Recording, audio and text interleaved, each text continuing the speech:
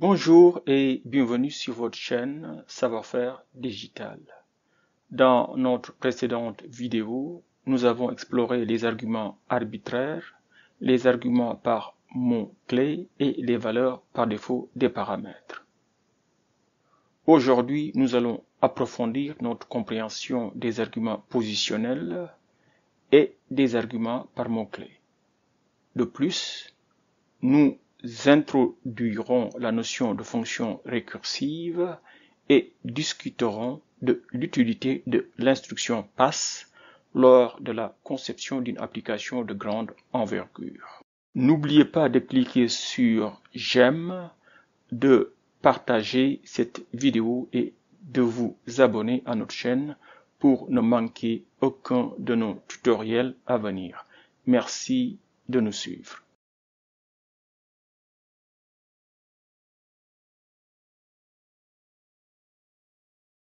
Voilà, nous allons montrer les détails en fait du fonctionnement d'une fonction récursive par un exemple concret. Donc, la récursion est un concept couramment utilisé en mathématiques et en informatique.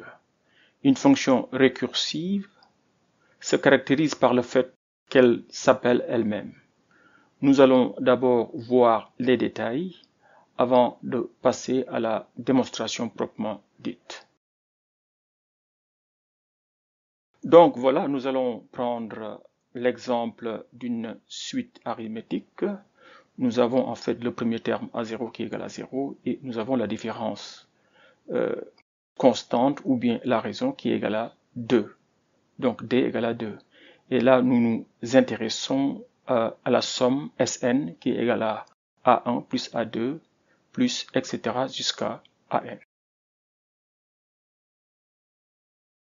Donc, évidemment, nous connaissons la méthode directe et nous allons l'appliquer ici pour n égale à 3.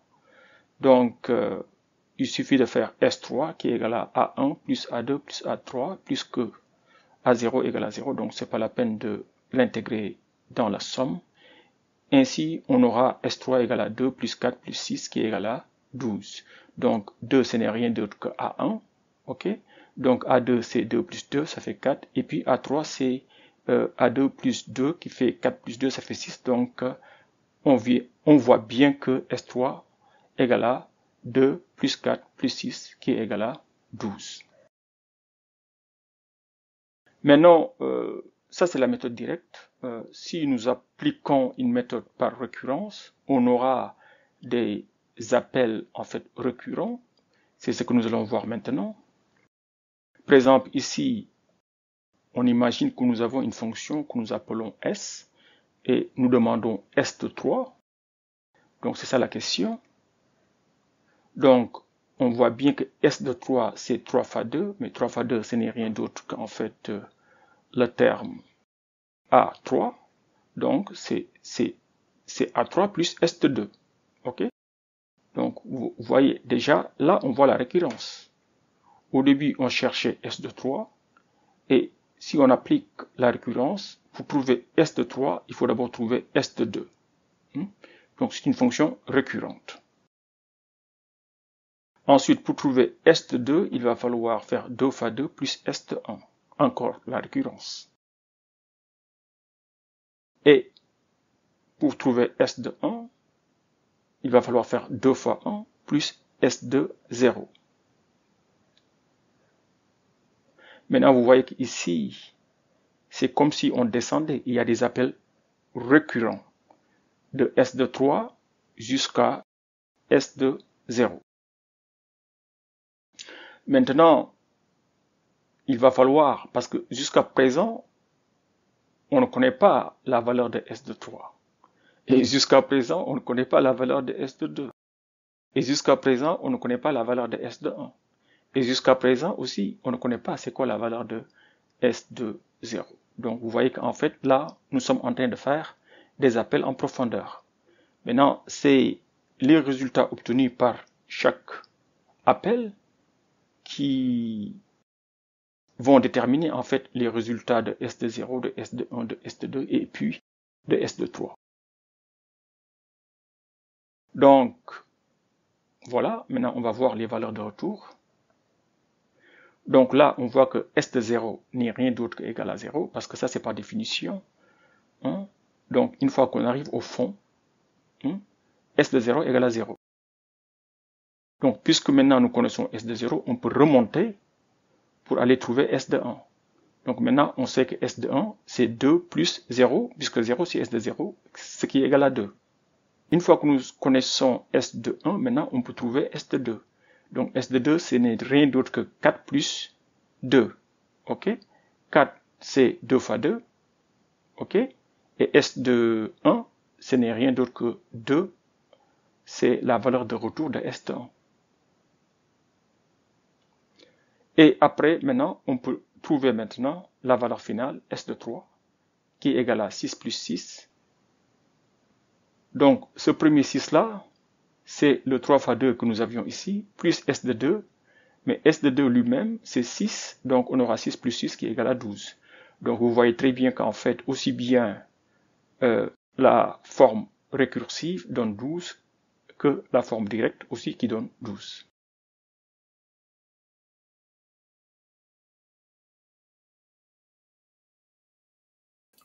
Voilà, dans la vidéo précédente, nous avons vu les arguments positionnels et les arguments par mots-clés.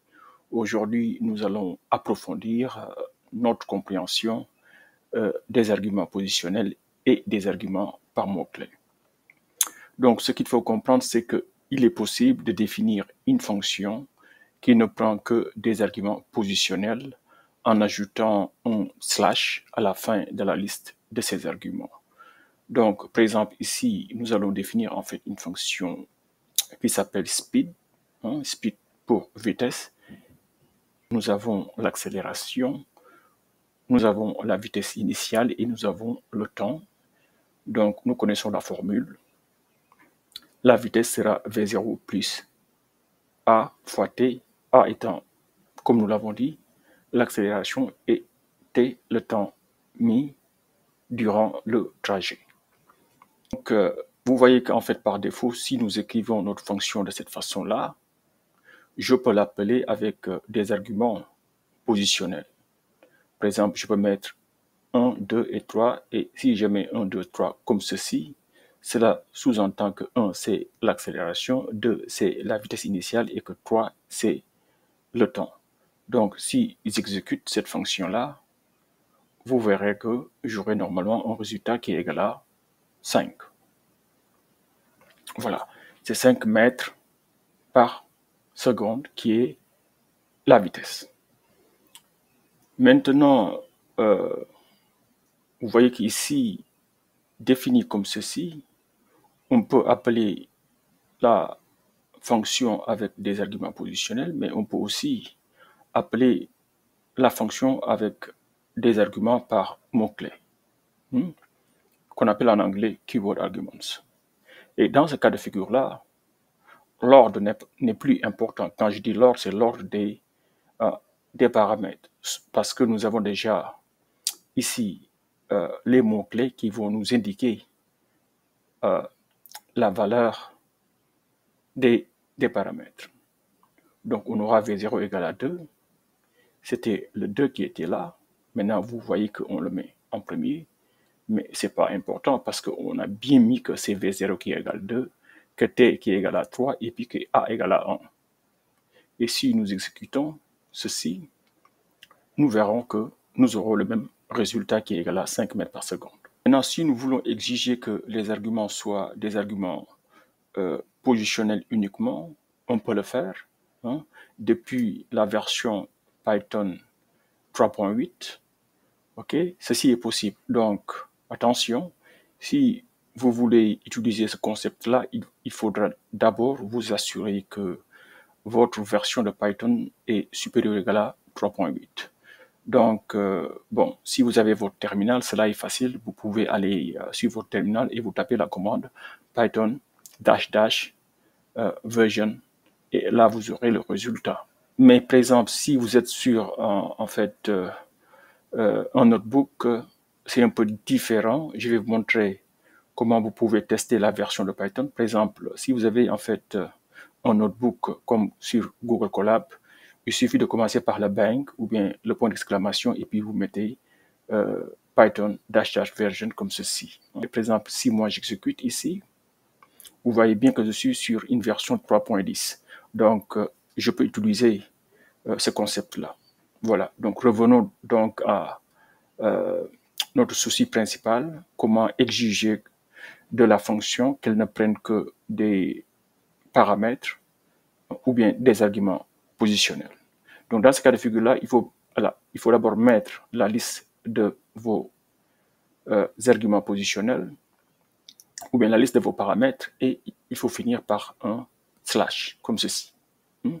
Dans ce cas de figure-là, et puis, bon, bien sûr, vous retournez maintenant la valeur de retour. Comme cela, maintenant, si vous appelez votre fonction avec des arguments positionnels, ça va marcher. Ici, nous mettons, par exemple, que V0 égale à 2, que l'accélération égale à 1 et que le temps égale à 3. Et si nous exécutons, vous verrez que nous aurons un résultat qui est égal à 5. Maintenant, si quelqu'un essaie de faire quelque chose comme ceci, par exemple, quelqu'un essaie de mettre V0 égale à, disons, 2, et puis que A égale à 1, et puis que T égale à 3, keyword arguments, ou bien des arguments par mots-clés, et il essaie d'exécuter ceci, vous verrez qu'en fait, il y aura type error. Voilà, de la même façon, il est également possible d'exiger d'une fonction qu'elle ne prenne que des arguments par mot-clé en commençant sa liste de paramètres par une étoile. Donc, ici, nous allons voir un exemple. Bon, par exemple, ici, voilà, nous définissons la même fonction speed. Mais ici, nous voulons que les arguments ne soient que des arguments par mot-clé. Donc, dans ce cas de figure-là, il suffit de commencer ici la liste des paramètres par étoile et puis vous donnez en fait vos paramètres. Dans ce cas de figure-là, la fonction ne pourrait être appelée qu'avec des arguments par mot-clé. Maintenant, ici, vous voyez que V0 égale à 2, A égale à 1 et puis T égale à 3. Donc maintenant, si j'exécute ceci, voilà, j'aurai un résultat qui est égal à 5. Maintenant, la combinaison est aussi possible. Donc, il est possible de combiner les contraintes sur les types d'arguments et différencier les arguments positionnels des arguments par mots-clés. Par exemple, ici, bon, on va essayer de définir une fonction qu'on appelle player, c'est un joueur. Donc là, nous allons exiger qu'en fait, son numéro ou bien son ID doit être un argument de type positionnel. Maintenant, tout ce qui vient après doit être défini par un mot-clé. Donc, par exemple, le prénom et le nom du joueur doivent être définis comme, par exemple, ceci. Donc, ici, par exemple, qu'est-ce que nous faisons? Nous passons en fait l'identité ou bien le numéro du joueur et puis le prénom et puis le nom. Ainsi, vous voyez que ici, ID ou bien numéro ne peut être qu'un argument de type positionnel et puis le reste des arguments doivent être des arguments de type par mot-clé. Par exemple, ici, pour le prénom, on met FN, donc first name, Ngolo, last name, Kanté. Donc là, nous définissons le joueur qui a pour numéro 13 et pour prénom Ngolo et pour nom Kanté. Donc là, maintenant, si j'exécute ceci, vous verrez que on aura résultat player 13 ou bien 13 Ngolo Kanté. Voilà, maintenant nous allons voir le concept de récursion. La récursion est un concept couramment utilisé en mathématiques et en informatique. Donc, une fonction récursive se caractérise par le fait qu'elle s'appelle elle-même lorsqu'elle est correctement conçue. Une fonction récursive permet d'éviter la redondance, offrant ainsi une approche élégante. Cependant, il est important de faire preuve de prudence pour éviter de tomber dans une boucle infinie avec une fonction qui ne s'arrête jamais. jusqu'à épuiser la mémoire ou la capacité de calcul de votre ordinateur. De plus, bien qu'une solution récursive puisse être élégante, elle peut également être gourmande en mémoire. Par conséquent, en fonction du contexte, il sera nécessaire de juger de la pertinence de son utilisation. Donc ici, nous allons donner l'exemple d'une suite arithmétique. Voilà, nous définissons la suite de la façon suivante. A0, donc c'est le premier terme de notre suite, c'est égal à 0. Et puis, la suite est définie, par exemple, par récurrence, de telle sorte que an égale à an moins 1 plus d pour n supérieur à 0. Donc, vous voyez très bien que c'est une suite définie par récurrence avec la raison qui est une constante qui est égale à d, ou bien en anglais, ce qu'on appelle le common difference. Donc, si par exemple, on vous demande de trouver ce résultat-là, la somme de A0 plus A1 plus A2 jusqu'à AN, donc, naïvement, quelqu'un peut définir une fonction comme ceci et puis calculer la somme. Donc, par exemple, qu'est-ce que vous faites? Donc, vous définissez la fonction. Bon, je l'appelle naïve parce qu'en fait, c'est pas la meilleure des solutions. Donc, vous passez n, là où il faut s'arrêter, et puis vous passez, en fait, la raison ou bien la différence commune qui est égale à d. OK? Donc, au début, vous avez un résultat qui est égal à 0, qui n'est rien d'autre qu'à 0. Et puis, là, je l'ai appelé S, mais je pense qu'une meilleure appellation devrait être peut-être A. Mais bon, qu'importe, c'est pas important. Et qu'est-ce qu'on fait? Là, on définit en fait une boucle, OK? For underscore in range 1, n plus 1. Donc là, j'ai défini en fait un range qui commence à 1 et qui finit à n. Donc, il faut aller jusqu'à n plus 1. Je pense que vous avez compris comment ça se passe. Donc, ici, j'aurai par exemple n égale à 1, 2, et puis je vais aller jusqu'à n. Donc, et c'est la somme que nous voulons calculer. S, parce que bon, ici nous avons A0 qui est égal à 0. Donc, il suffit de calculer de 1 jusqu'à n. Donc, on définit par exemple, supposons pour 1, donc le terme 1 ou bien A1 sera égal à le terme d'avant qui n'est rien d'autre que pour le premier terme 0 plus, bien sûr, la différence commune d ou bien la raison. Et après, qu'est-ce qu'on fait? On fait le résultat égal à le résultat d'avant plus, en fait, le terme qui est courant. OK? Et en fin de compte, nous retournons notre résultat à la fin de notre boucle. Et par exemple, si vous appelez par exemple la fonction naïve sexsum et vous passez en fait 10 et vous dites que la raison c'est égal à 2, donc ceci doit être quoi? Ceci doit être en fait A0 plus A1 plus jusqu'à A10, ok, avec une raison égale à 2. Donc ceci normalement ne doit être que la somme des nombres pairs en principe de 2 jusqu'à 20 en principe. Oui, c'est ça. Ça doit être ça. Donc, exécutons ceci. Donc, ça doit être 110. Voilà, c'est exactement cela. En fait, ceci n'est rien d'autre qu'en fait la somme des nombres pairs de 0 jusqu'à 20. Et vous verrez bien que le résultat est égal à ici 110. Maintenant, vous voyez qu'en fait, comme elle est écrite, cette façon-là n'est pas vraiment efficiente. Hein. Peut-être aussi avant de passer à l'efficacité ou bien l'efficience de la fonction, là, vous voyez qu'en fait ici, pour la variable de la boucle, j'ai juste utilisé underscore. Ça, c'est pour dire qu'en fait, je n'utilise pas toutes les façons. OK? Parce que quelqu'un pourrait se dire que, voilà, on peut définir ici une liste, calculer chaque élément de la suite et en fin de compte faire la somme sur toute la liste. C'est une façon de faire, mais cette solution-là d'ailleurs serait plus mauvaise que celle-ci. Parce que cette solution-là, avec la liste, si vous définissez en fait ici une liste et vous définissez en fait une variable comme indice sur la liste et après vous calculez en fait tous les éléments de la liste et après vous faites la somme sur la liste, la solution sera d'ailleurs pire que cette mauvaise solution-là que nous avons devant nous. Parce que cette solution-là sera beaucoup plus gourmande encore en mémoire. Donc ici, rien que pour optimiser sur cette mauvaise solution-là, il suffit d'utiliser en fait underscore pour dire qu'on n'a pas besoin en fait de garder l'ancienne valeur une fois que nous avons la valeur courante.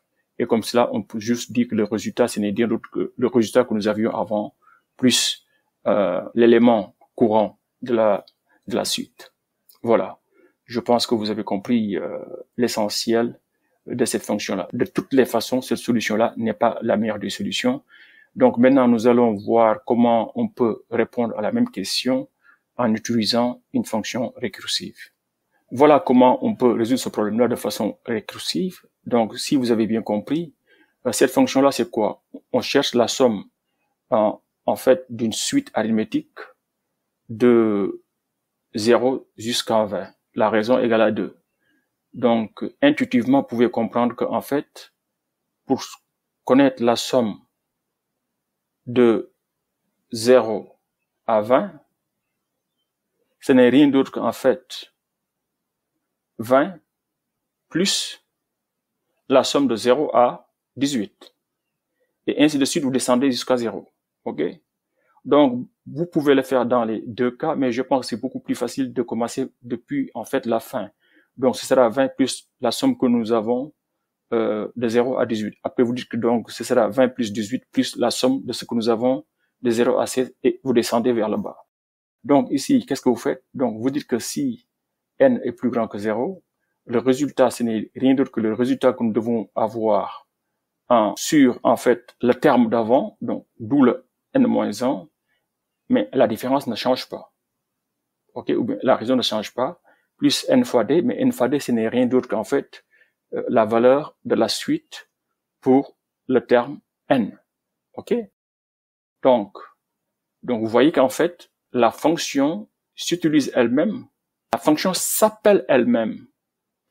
Nous avons passé, en fait, nous voulons la somme si la raison est égale à d et que le nombre de termes ou bien le rang du terme c'est n. La fonction dit, OK, très bien, je vais juste calculer le terme courant et je vais m'appeler moi-même pour demander quelle sera en fait la valeur si c'était la même différence d, mais le rang, c'est le rang d'avant. Maintenant, vous voyez que donc la fonction commence par n, après la fonction va faire la somme jusqu'à n-1, après la fonction va dire, OK, donnez-moi le résultat pour n-2, pour n-3, jusqu'à arriver à 0.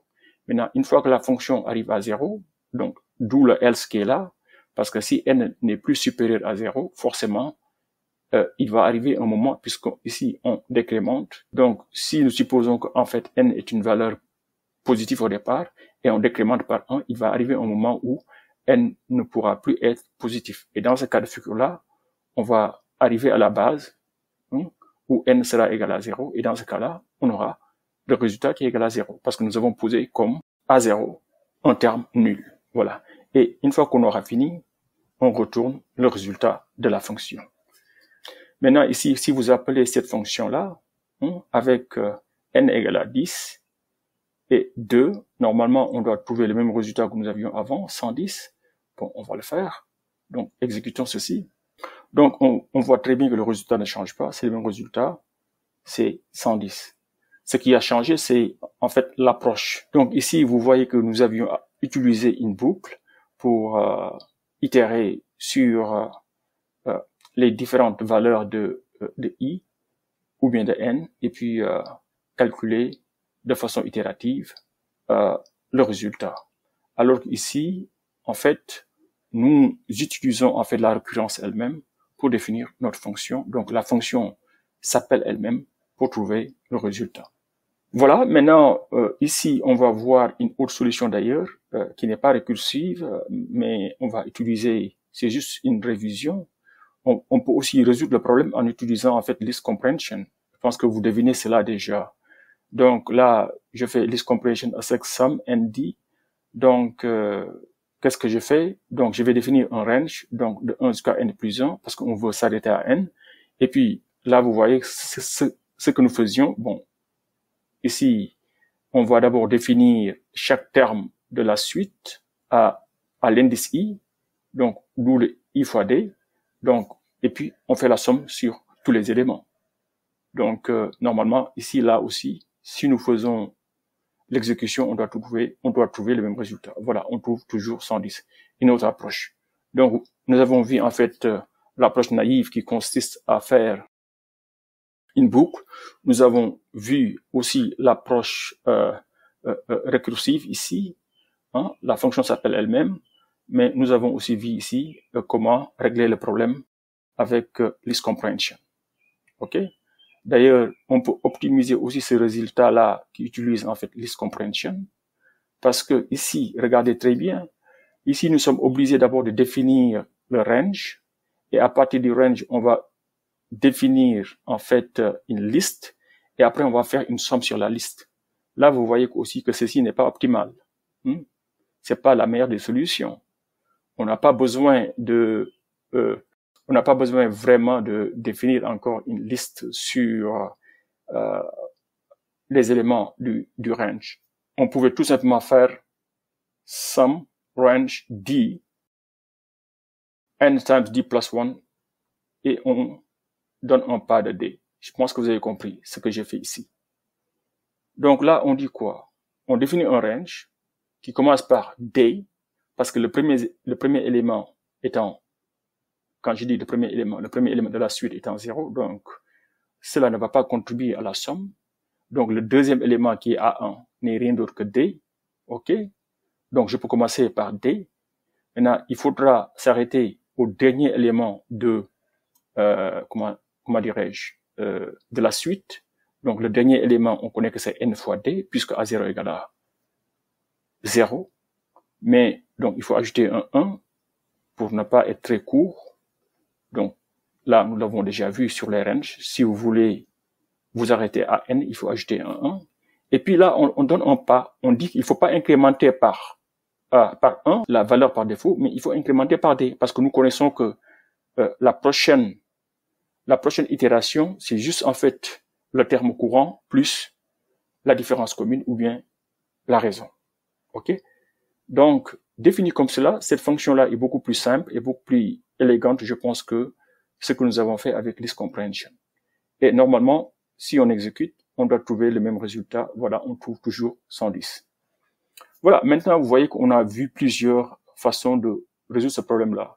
On a vu, en fait, la méthode naïve avec une boucle. Nous avons vu la récursion. Nous avons vu list comprehension. Nous avons vu comment optimiser, en fait, list comprehension avec seulement un range. Et d'ailleurs, même, on peut optimiser davantage si vous avez, en fait, une approche mathématique. Bon, un mathématicien va se dire, mais écoutez, on n'a pas besoin de tout cela, parce que si vous avez bien regardé, toutes les approches que nous avons faites avant, c'est vraiment des approches d'informaticiens. Hein, si vous réfléchissez, le mathématicien va prendre son crayon et puis son papier, et il va dire, mais écoutez, je connais qu'il y a une formule, pour cela, il va faire son petit calcul, et donc, il ne se complique pas la vie en écrivant un programme, il va juste retourner la valeur qu'il faut. Et je pense que c'est la solution la plus efficiente. Donc si on exécute, on trouve toujours le même résultat, 110. Pourquoi j'ai fait tout cela? Bon, c'est un problème très simple, mais qui a des solutions différentes.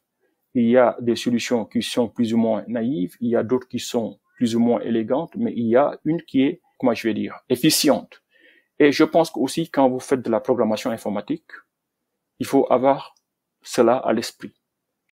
Il y a des moments où on ne peut pas trouver ce qu'on appelle a closed form solution, c'est-à-dire qu'on n'arrive pas à trouver en fait une solution avec une formule brute. Dans ce cas de figure-là, bon, vous pouvez utiliser la solution qui est à portée de main.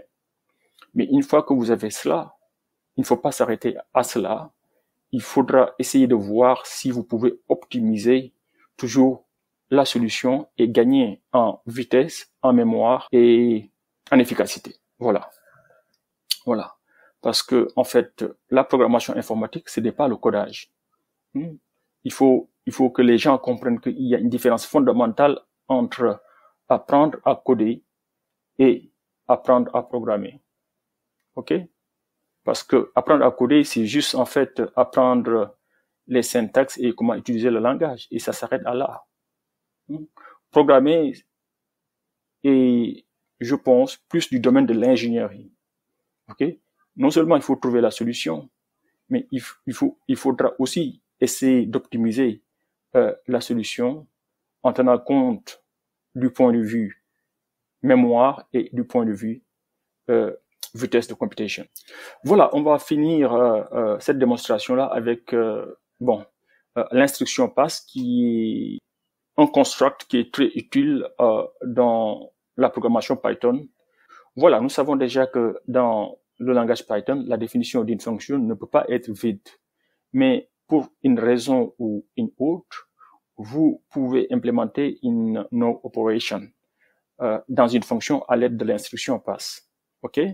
Donc, l'instruction pass peut s'avérer utile lors de la phase de conception. C'est lorsque les détails de l'implémentation d'une fonction ne sont pas encore finalisés. Donc, je répète, vous êtes à la phase de conception, mais vous voulez déjà avoir en fait la liste de vos fonctions sur le papier ou bien dans votre fichier. Voilà. Donc, ainsi, l'instruction pass peut également être utile lors du débogage de code, lorsque vous souhaitez désactiver temporairement une fonction en commentant sa définition et en la remplaçant par pass.